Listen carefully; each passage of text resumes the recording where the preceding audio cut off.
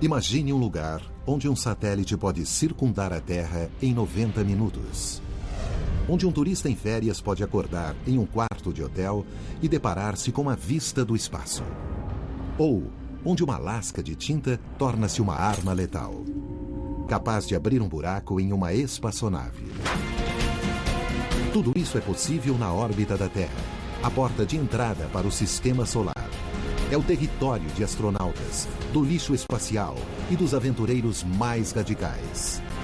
Embarque nesta jornada rumo ao limite do espaço.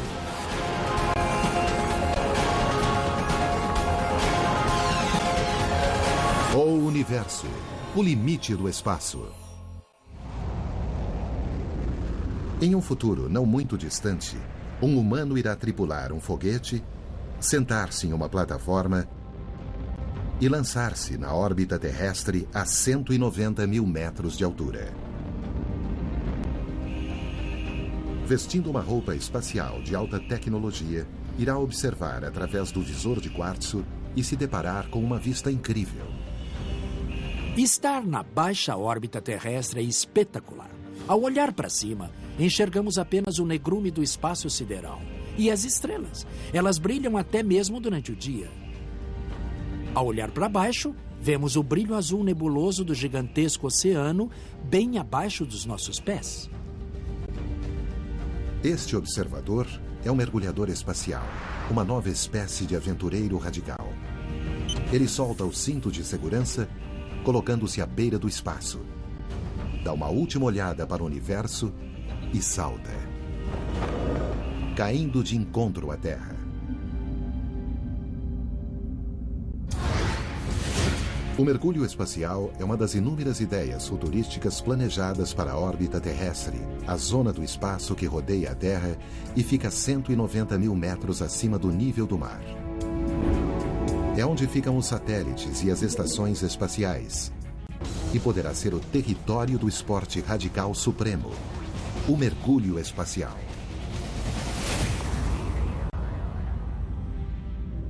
A órbita terrestre é uma janela para o universo e poderá se tornar uma extensão da própria Terra. Para a indústria, para a exploração e para a diversão. Mas o ambiente na órbita terrestre é muito diferente do que conhecemos. Aqui não há oxigênio e a atmosfera que protege a Terra simplesmente desaparece. Ameaças cósmicas espreitam aqueles que ousam explorar esse lugar. Esquecemos que o espaço sideral é perigoso. Esquecemos que nesse lugar existe radiação cósmica, existem explosões solares, existem meteoros e lixo espacial. É como estar em uma pista de obstáculos. Para os paraquedistas que saltam de aviões em direção à Terra, o mergulho espacial promete ser uma aventura emocionante, mas a ideia surgiu por motivos mais sérios. O Dr. Jonathan Clark, médico da Marinha e ex-paraquedista de grandes altitudes, é um dos criadores do conceito do mergulhador espacial por motivos muito pessoais.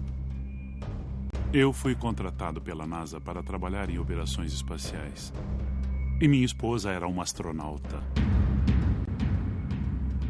Houston para Colômbia, checando comunicação.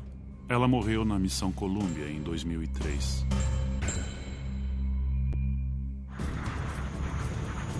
Pilotos militares podem se ejetar de aeronaves em perigo.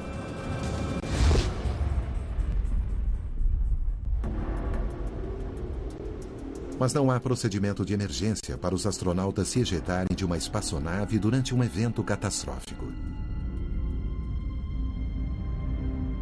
Em cerca de 1% das missões ocorrem falhas em foguetes propulsores ou uma catástrofe no espaço sideral.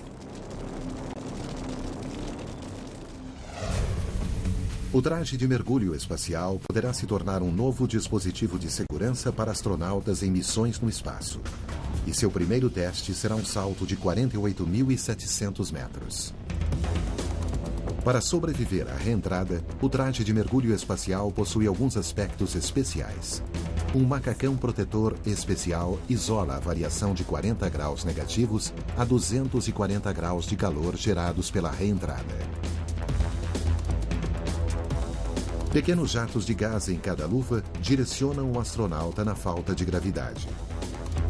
Um sistema fechado de circulação de oxigênio remove o dióxido de carbono durante a viagem de retorno de 10 minutos. Um paraquedas de drogue estabiliza o mergulhador espacial enquanto ele se aproxima da Terra. E um paraquedas tradicional que é lançado a altitude de 900 metros para uma aterrissagem segura. A jornada seria espetacular. Nos primeiros 2 minutos de salto, o mergulhador espacial atinge velocidades superiores a 4.000 km/h em queda livre. O arrasto atmosférico aquece o traje a 240 graus Celsius e faz o astronauta reduzir a velocidade para 190 km/h. Após 7 minutos, o paraquedas drogue se abre e o mergulhador começa a desacelerar. Finalmente, a 900 metros, o paraquedas regular é lançado e o mergulhador espacial aterrissa em segurança. Será cinematográfico. Chris Gillian projeta figurinos para Hollywood e chefia o time de designers da Orbital Outfitters. Ele projetou uma série de trajes espaciais para a companhia. Sua obsessão pelo perfeccionismo lhe rendeu um contrato com a NASA para projetar trajes espaciais femininos. Ao observar esses trajes de perto, você começa a perceber que eles são mais que um macacão branco com peças de plástico e um capacete em forma de bolha. Penso em um traje espacial como uma espaçonave individual. Para proteger o corpo, os trajes espaciais são projetados em camadas. Imagine o tipo de roupa que você precisaria usar se estivesse andando pelo deserto do Saara no dia mais quente do ano e, após dar um passo à frente, fosse parar no Polo Norte. Esse é o tipo de roupa que devo criar. Ao pensar na forma e na função dos trajes para a Orbital Outfitters, Gillian busca inspiração no passado, nas armaduras medievais para criar os modelos futuros. Essa é uma manopla ampulheta do século XIV. O arco das juntas é quase idêntico ao que usamos sob a cobertura de tecido nas luvas de um traje espacial. O mais interessante é que possuem quase o mesmo formato e realizam a mesma função. O mergulho espacial pode estar longe de se tornar realidade, mas aventureiros já começam a trilhar caminhos rumo ao nosso limite no espaço, a órbita terrestre. Até 2001, o privilégio de orbitar a Terra era reservado a uma pequena elite, astronautas escolhidos para trabalhar no espaço. Até o turismo espacial se tornar uma realidade. O maior sonho do ser humano em relação ao mundo do voo espacial é poder viajar a lazer. Foi assim que o turismo espacial se tornou um conceito importante para a indústria de aeronaves espaciais desde o início. Atualmente, a única companhia que realiza este sonho é a Space Adventures Limited. Somos a única empresa privada de viagens espaciais do mundo. A Space Adventures surgiu há 10 anos quando seu primeiro cliente fez um voo de grande altitude a bordo de um jato russo. Quando ele voltou e contou como foi ver a curvatura da Terra e o céu negro acima, soube que teríamos um grande negócio e que haveria milhões de pessoas no mundo interessadas em participar das viagens da Space Adventures. Então, em 2001, o investidor multimilionário americano Dennis Tito consultou a Space Adventures sobre uma viagem à órbita terrestre. Foi o início da era do turismo espacial privado. O voo de Dennis Tito até a Estação Espacial Internacional foi um acontecimento extremamente significativo e muitas pessoas ligadas à comunidade espacial comemoraram. Eles acharam ótimo, foi o início de uma nova era. Eu amo o espaço. A Space Adventures Limit oferece viagens à Estação Espacial Internacional por $33 milhões. Você aprende sobre o foguete, aprende sobre a espaçonave na qual irá voar, aprende sobre a estação espacial, aprende como é viver, comer, trabalhar e até mesmo ir ao banheiro no espaço. Para chegar a uma estação espacial, os turistas espaciais devem pegar carona com os russos em uma cápsula Soyuz. Ela tem voado com sucesso há mais de 35 anos. É uma grande façanha da engenharia levar uma pessoa do chão à órbita terrestre em menos de 8 minutos. Após chegarem à estação espacial, os turistas vivem como verdadeiros astronautas. Confortável é um termo relativo. Se você se sente assim num acampamento, ficará bem na estação espacial.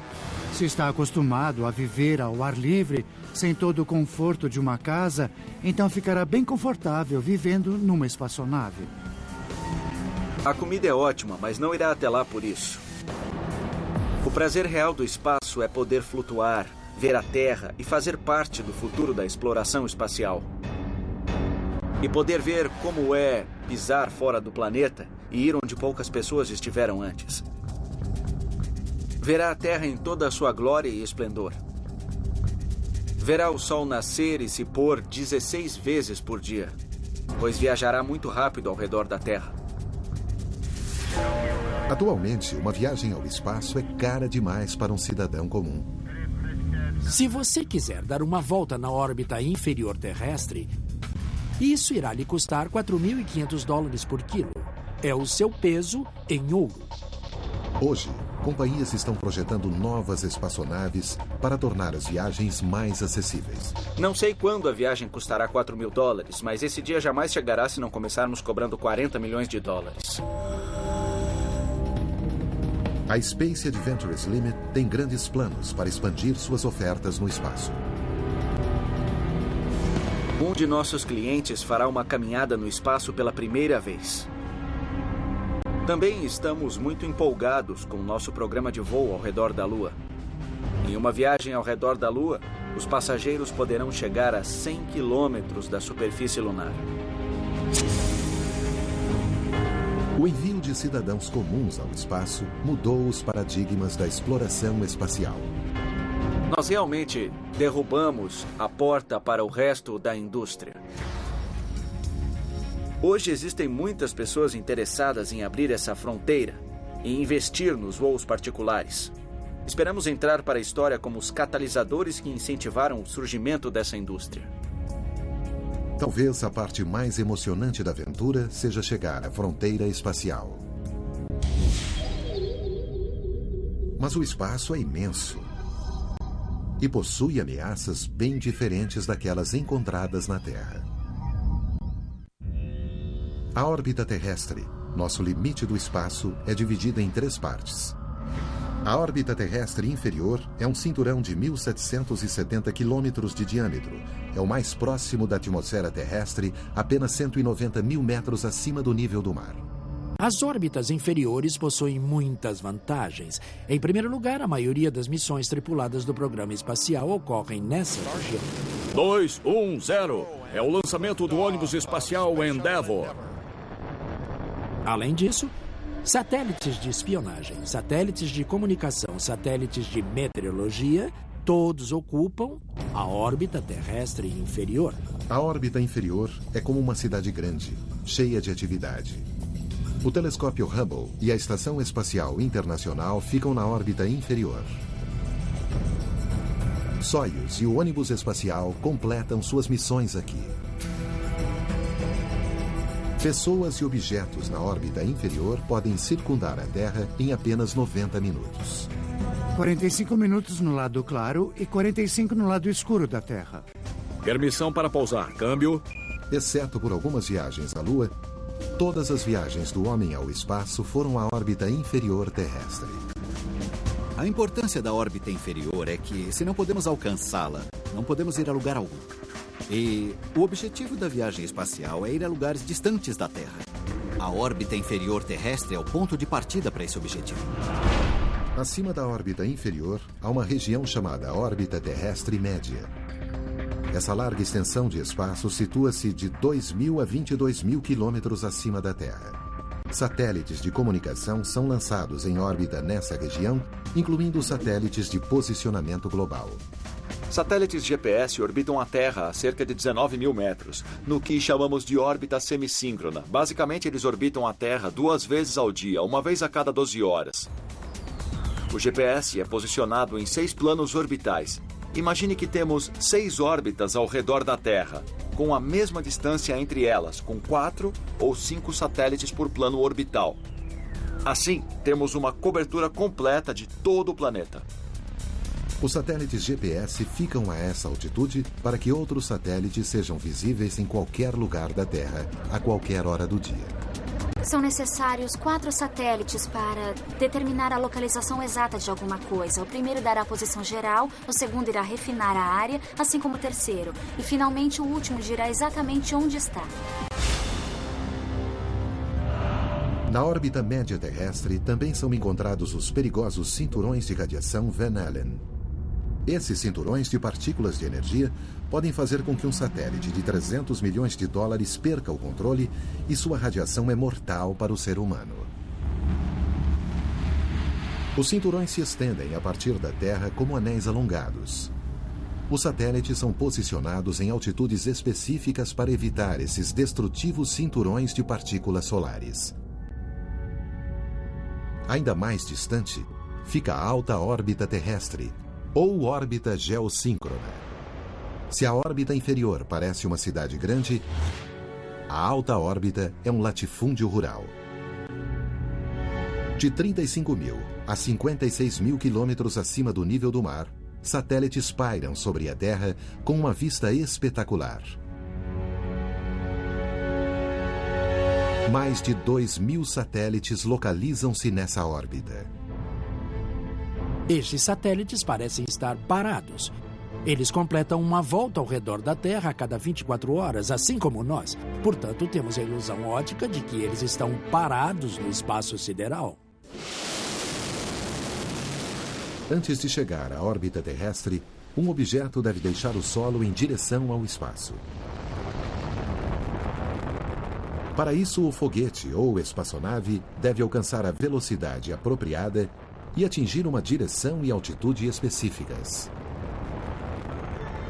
Se não atingir a velocidade correta, as forças da gravidade e o arrasto da atmosfera puxarão a espaçonave para baixo, fazendo-a se chocar contra o chão. A ideia é escapar do arrasto da atmosfera inferior, deixando para trás toda a turbulência e fricção, e tentar atingir a direção e velocidade corretas após subir além da atmosfera sensível. Há um bom motivo para as espaçonaves serem lançadas na vertical em vez de horizontalmente como os aviões. Em um lançamento típico, o foguete vai diretamente para cima, cortando a atmosfera para atravessar a parte mais grossa primeiro. Então ele começa a arquear alguns quilômetros para cima e aumenta a velocidade na direção desejada. Para atingir a órbita-alvo, uma espaçonave deve viajar a 28.000 km por hora e seguir uma trajetória específica do chão até a altitude desejada. 1 grau fora de curso e a nave pode acabar na órbita errada. Após um percurso de 8 minutos e milhões de litros de combustível queimados, a espaçonave está em órbita. Uma órbita é um caminho recorrente ao redor de outro objeto. Como a Terra ao redor do Sol, um satélite ou espaçonave se mantém em órbita graças à gravidade. A massa terrestre cria uma força gravitacional capaz de defletir o caminho de um objeto de uma linha reta. Podemos pensar que a força gravitacional da Terra é mais fraca a essa altitude. Mas na órbita inferior, a gravidade terrestre é apenas 2% menor do que na superfície do planeta. Para se manter em órbita, é preciso se mover a uma velocidade específica para ser puxado de volta para a Terra, mas a velocidade é tão grande que impede que a trajetória encoste na superfície curva da Terra. Você continua caindo ao redor do mundo sem parar. Você não deixa a gravidade para trás, mas é movido ao redor do planeta pela gravidade. E é isso que o mantém numa trajetória ao redor do planeta, puxando-o novamente em direção à Terra. Em teoria, objetos podem ficar em órbita para sempre, desde que tenham velocidade suficiente para resistir à atração da gravidade terrestre. Existem dois tipos de órbitas, circulares e elípticas. Órbitas circulares são utilizadas por satélites ou espaçonaves que precisam manter uma altitude consistente e viajar em uma trajetória regular ao redor da Terra. Satélites GPS de mapeamento e de meteorologia usam órbitas circulares. As órbitas elípticas têm formato oval.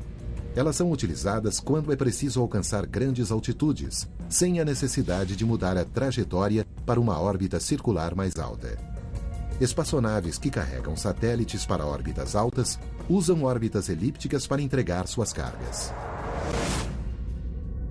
Seja em trajetórias circulares ou elípticas, a órbita terrestre é cheia de perigos. Em outubro de 2007, a Marinha Americana bateu um satélite fora de serviço com um míssil Cruise, antes que ele reentrasse na atmosfera. O motivo? O satélite carregava material perigoso e teria envenenado milhares de pessoas se colidisse com o solo. O material tóxico consistia em meia tonelada de hidrazina, que é um propulsor padrão. A operação foi batizada de Burn Frost e foi o esforço mais elaborado até então para proteger o mundo de um sério e crescente problema causado pelos destroços espaciais ou lixo espacial. Lixo espacial é qualquer coisa feita pelo homem que foi lançada no espaço e não está mais funcionando. Existem destroços que estão lá em cima desde que o homem chegou ao espaço. Como um ferro velho se enchendo de detritos. Desde o primeiro lançamento do Sputnik em 1957, destroços se acumulam ao redor do planeta Terra. Em apenas 50 anos de corrida espacial, já sujamos a órbita terrestre com o nosso lixo. Hoje, cerca de 20 mil peças depois, a órbita terrestre se tornou um ferro velho mortal. Parece que a Terra está cercada por um enxame de abelhas. Os destroços espaciais incluem fragmentos de foguetes, satélites que não funcionavam mais, ou pedaços de objetos que se quebraram após o lançamento. Capturadas pela atração gravitacional, essas peças viajam a mais de 35 mil quilômetros por hora. Podem ser 10 vezes mais rápidas do que uma bala. Uma colisão entre satélites ou espaçonaves tripuladas e destroços espaciais pode ser catastrófica.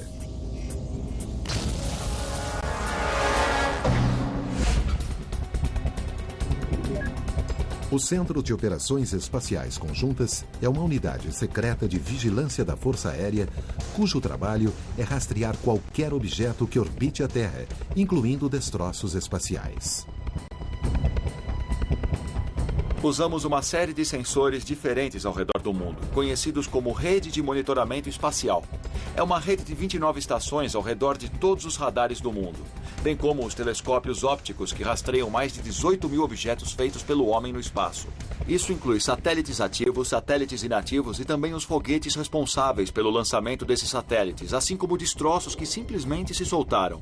Se eles colidissem, isso seria um acontecimento realmente catastrófico.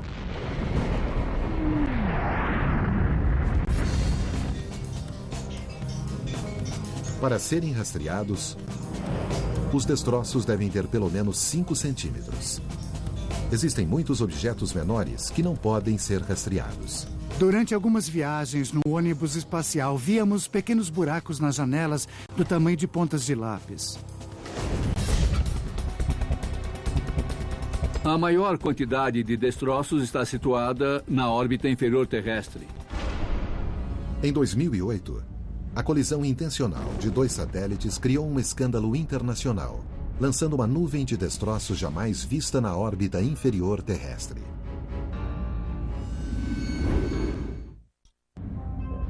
Nosso limite do espaço é a órbita terrestre, um novo território para o turismo e a exploração espacial. Mas existem perigos à espreita. Destroços espaciais ameaçam nossas espaçonaves e satélites. Em 2007, a quantidade estimada de destroços espaciais era de 20 mil peças, das quais 14 mil eram rastreáveis. Então, em 2008, o programa espacial chinês colidiu 2 satélites em um teste militar. A comunidade espacial internacional ficou chocada. No dia 10 de janeiro de 2007, o número de objetos que rastreávamos era menor que 14 mil. 16 meses depois, esse número teve um aumento de 30%, representando mais de 18 mil peças. O problema do lixo espacial não para de crescer. E há registros de colisões entre destroços espaciais e objetos funcionais. O pedaço de um destroço atingiu o mastro gravitacional de uma aeronave. O mastro foi cortado. Para evitar futuras colisões, o Centro de Operações Espaciais trabalha em conjunto com a NASA e outras entidades internacionais, informando quando uma espaçonave ou satélite corre perigo. Assim, o veículo pode ser manobrado, evitando uma colisão. Da mesma forma que um barco manobra para evitar obstáculos na água. Sob a superfície da água, aquilo que não podemos ver é exatamente o que causará os maiores danos se colidirmos com um tronco ou obstáculo escondido. Em órbita, temos o mesmo problema. Não rastreamos os destroços que poderiam danificar ou destruir uma espaçonave.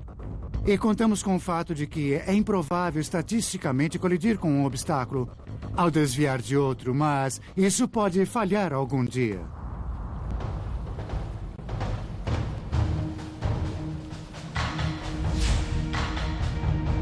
Felizmente, não há registro de colisão catastrófica entre espaçonaves tripuladas e destroços ainda. Nunca vimos uma espaçonave tripulada colidir com destroços e ser danificada, mas já tivemos maus momentos. Mas não importa o tamanho de um objeto. Ele sempre correrá o risco de sair da própria órbita graças à decadência orbital. A decadência orbital ocorre quando um objeto perde velocidade através de fricção e começa a ser tragado pela gravidade terrestre.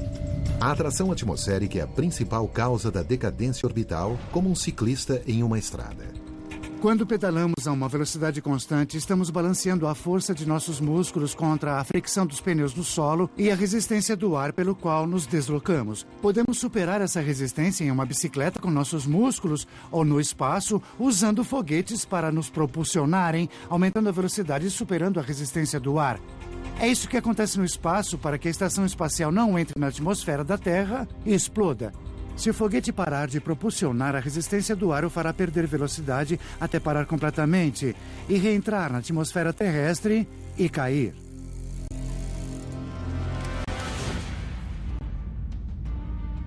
Alguns objetos sobrevivem à reentrada. E o tamanho desses objetos que caem na Terra é aterrorizante.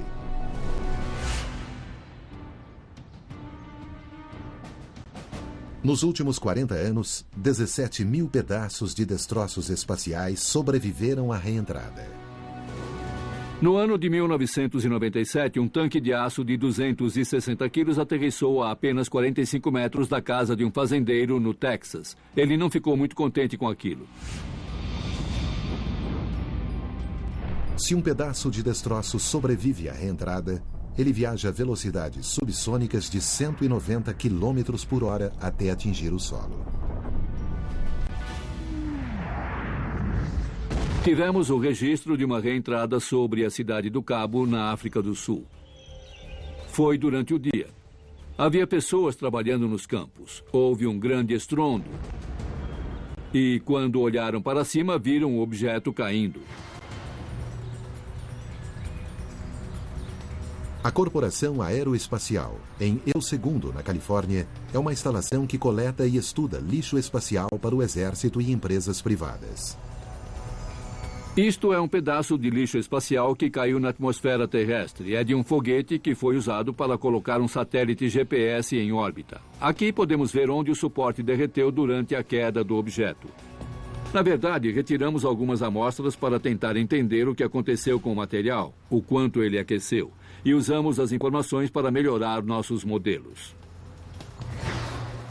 Entender como esses objetos sobreviveram à reentrada é importante para a construção de novos satélites e espaçonaves. A recuperação e reuso de peças de espaçonaves poderia economizar milhões em custos de produção. Mas coletar destroços espaciais é uma tarefa difícil. 3/4 da superfície terrestre são cobertos de água e muitos destroços afundam. Encontrar um pedaço em terra firme é um evento muito raro. Estima-se que o número de destroços espaciais irá duplicar até 2050. Mas isso não impede que empreendedores explorem a órbita terrestre como um local de negócios. Por apenas $2.500, é possível lançar as cinzas de entes queridos na órbita terrestre inferior, um serviço funerário espacial que começou a funcionar em 2008. É um final apropriado para qualquer um que já sonhou visitar o espaço algum dia.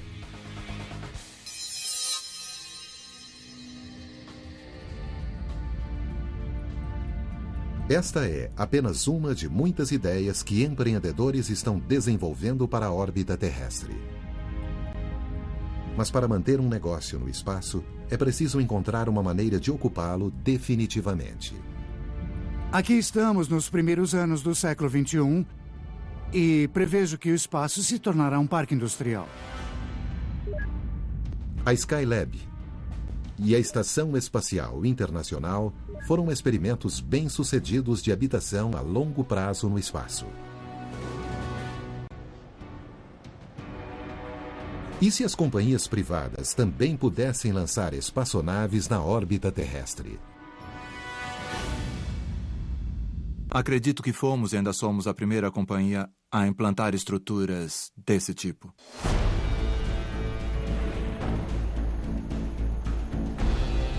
Nos arredores de Las Vegas, Bob Bigelow e os funcionários da Bigelow Aerospace estão escondidos em uma instalação de segurança máxima, criando uma nova geração de espaçonaves. Estou vivendo uma fantasia de infância, é o que estou fazendo. E acho que estamos envolvidos em algo realmente importante. Empresas privadas começaram a explorar as oportunidades de nosso limite do espaço. A Bigelow Aerospace desenvolve áreas de trabalho infláveis chamadas Gênesis para serem lançadas na órbita terrestre.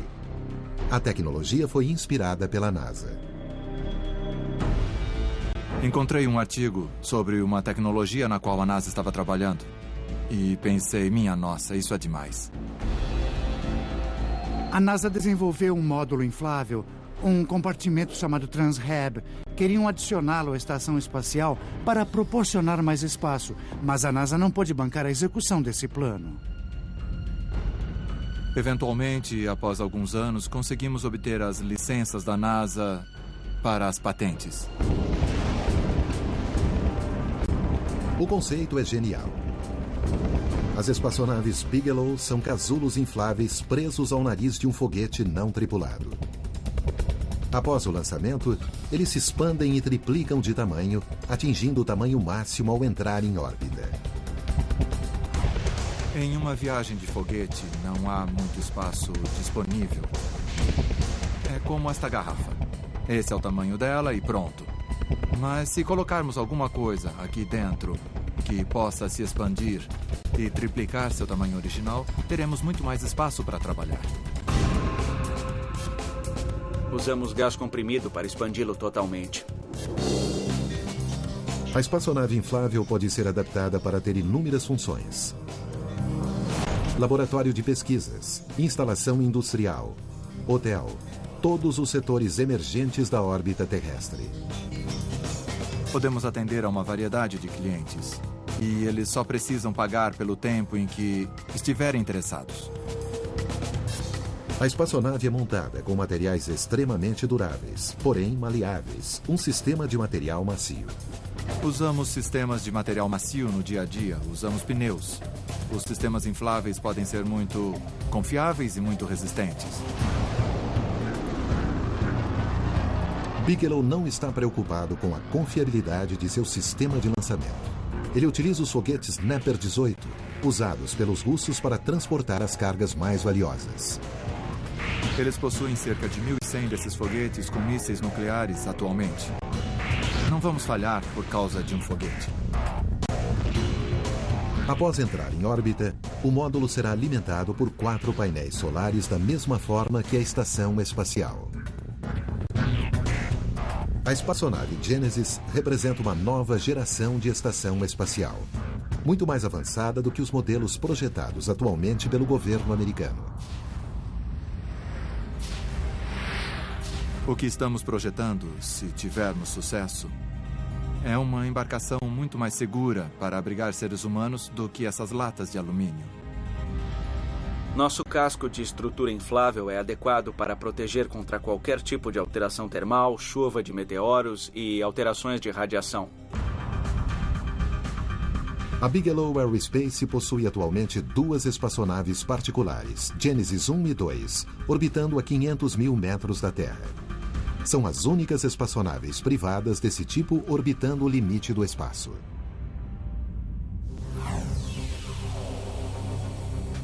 Lançar uma espaçonave é apenas o primeiro passo. Escolher a inclinação adequada para entrar em órbita é outro problema.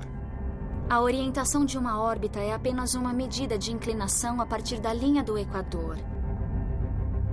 Podemos ter qualquer inclinação, desde uma inclinação de 0 graus a uma inclinação de 90 graus. A inclinação de 0 graus não possui alteração alguma em relação ao Equador e é chamada de órbita equatorial. Por outro lado, se tivermos uma inclinação de 90 graus, teremos uma órbita polar. Satélites e espaçonaves são lançados com inclinações diferentes, dependendo da missão. Isso faz com que sobrevoem diferentes partes do planeta Terra. Se você for circundar a Terra seguindo a linha do Equador, o que poderá ver? Somente o que estiver abaixo de você, ou seja, a linha do Equador. Mas se escolher uma órbita com inclinação de 56 ou 60 graus, por exemplo, isso irá cobrir quase toda a área do planeta Terra. Um satélite em órbita polar pode visualizar todo o planeta em poucas rotações orbitais. Enquanto a Terra rotaciona lentamente, o satélite faz a varredura, permitindo que todo o planeta seja observado em um curto espaço de tempo.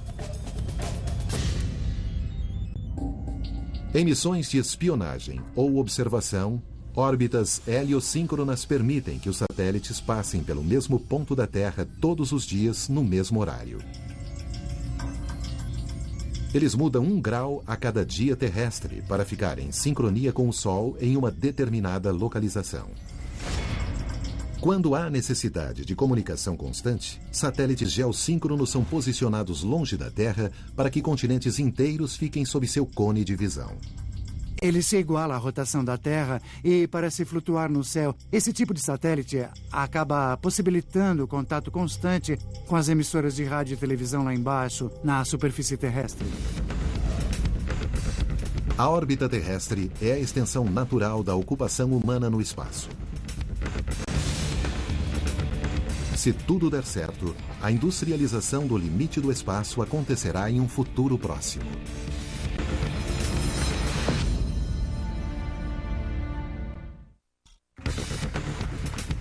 Em apenas 40 anos, John Glenn foi lançado na órbita terrestre. A exploração da órbita nos próximos 50 ou 100 anos poderá ser tão emocionante como a chegada do homem à Lua, no passado.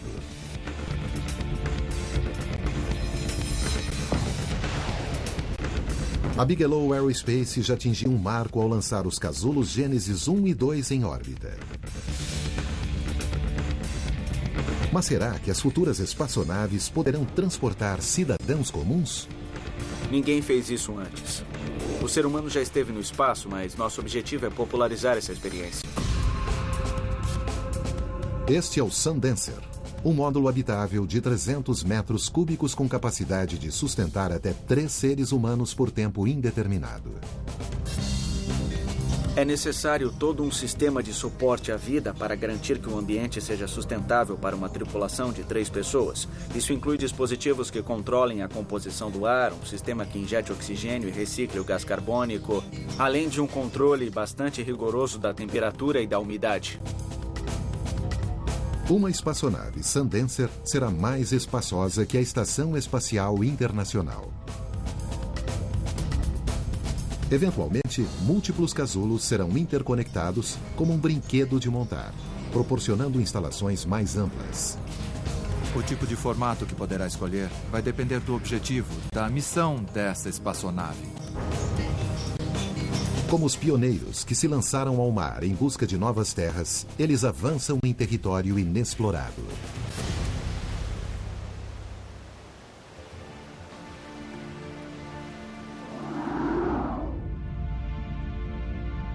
Temos a oportunidade de transformar essa visão em realidade.